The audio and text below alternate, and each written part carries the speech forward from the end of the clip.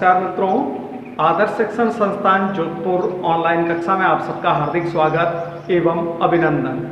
कक्षा 10वीं विषय हिंदी व्याकरण कालांश प्रथम प्रकरण विषय प्रदान निबंध।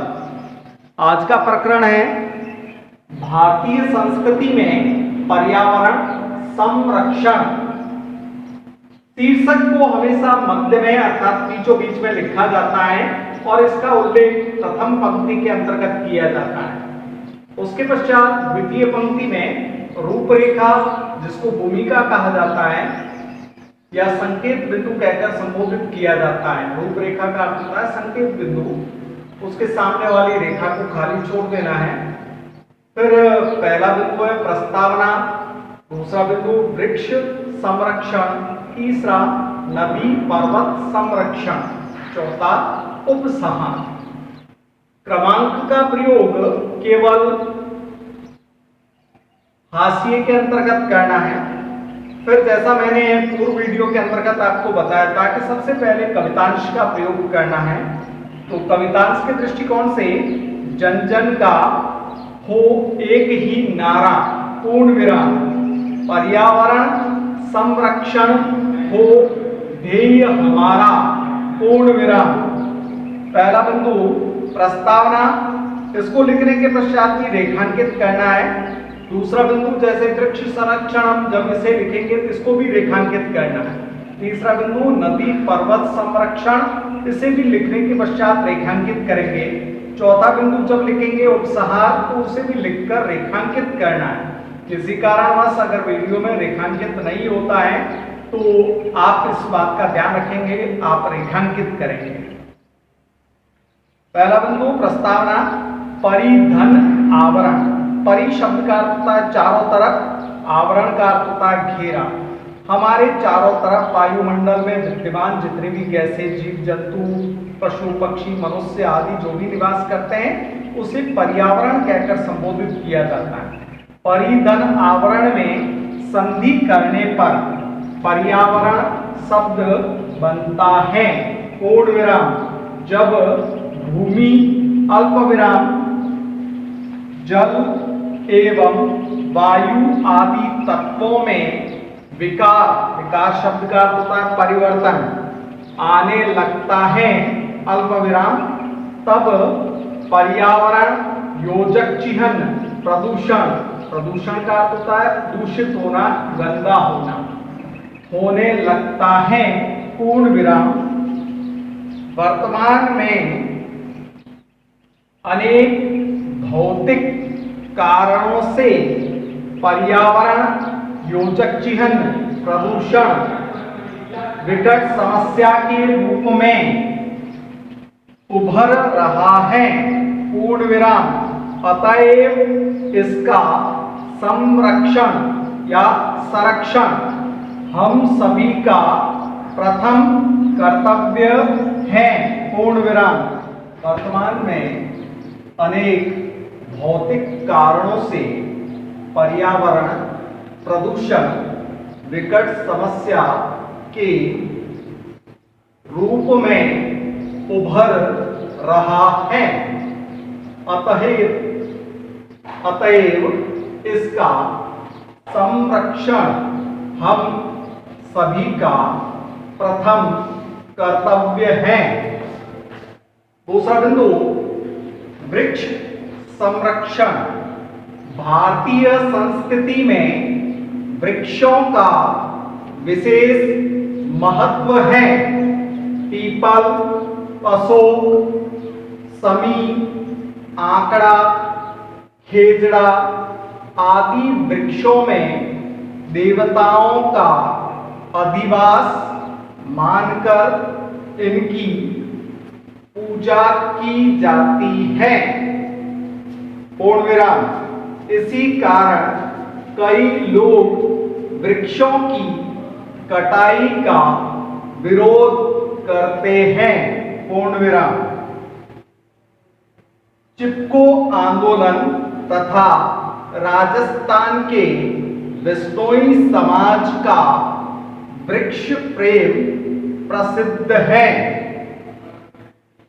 वृक्ष कार्बन डाइऑक्साइड को ग्रहण कर स्वच्छ प्राणवायु का संचार करते हैं। पूर्ण विराम। वृक्षों से धरती का क्षरण रुक जाता है। पूर्ण विराम। तथा इनसे हरा चारा, इमारती लकड़ी एवं ईंधन, योजक चिह्न, कोयला आदि की प्राप्ति होती है। पूर्ण विराम। इस तरह वृक्ष पर्यावरण के रक्षक माने जाते हैं। पूर्ण विराम। इस बात का ध्यान रखकर भारत सरकार का वन विभाग वृक्ष रागियों, रागियों शब्द का अर्थ है प्रेमियों, वृक्षों से प्रेम करने वाला रागी कहलाता है। वृक्ष रागियों का संरक्षण संवर्धन करने में तत्पर हैं। पूर्ण विराम। बिंदु क्रमांक 3, नदी पर्वत संरक्षण। वृक्षों एवं वनों की तरह नदियों की स्वच्छता और पर्वतों की हरियाली का ध्यान रखना जरूरी है। पूर्ण विराम। लोग खनन या भूदोहन से वनों पर्वतों को उजाड़ रहे हैं। पूर्ण विराम। इससे पर्यावरण दूषित हो रहा है। पूर्ण विराम। गंगा आदि नदियों का जल दूषित होने से अनेक हानियां हो रही हैं। पूर्ण विराम। पेयजल की कमी हो रही है। पूर्ण विराम। धरती की उर्वरा शक्ति पर बुरा प्रभाव पड़ रहा है। पूर्ण विराम। साथ ही जलचर जंतुओं की अनेक प्रजातियों का अस्तित्व मिट रहा है। पूर्ण विराम। इसलिए पर्वतों के साथ ही नदियों का संरक्षण या संरक्षण भी जरूरी है। वैसे भी हम गंगा आदि नदियों की पूजा करते हैं, इन्हें मोक्ष देने वाली मानते हैं। पूर्ण विराम। अतः इनका संरक्षण हमारा पवित्र कर्तव्य बनता है। पूर्ण विराम। चौथा बिंदु सबसे अंतिम है उपसंहार, जिसको निष्कर्ष, सारांश या निचोड़ कहा जाता है। भारतीय संस्कृति में प्रारंभ से ही वृक्षों, वनों, नदियों एवं पर्वतों को ईश्वर की विशेष रचना मानकर पूज्य बताया गया है। पूर्ण विराम। वर्तमान में भी सरकार द्वारा अनेक प्रयास किए जा रहे हैं। पूर्ण विराम। गंगा आदि नदियों की शुद्धि तथा वनावलियों के प्रसार के कार्य चल रहे हैं। अल्पविराम।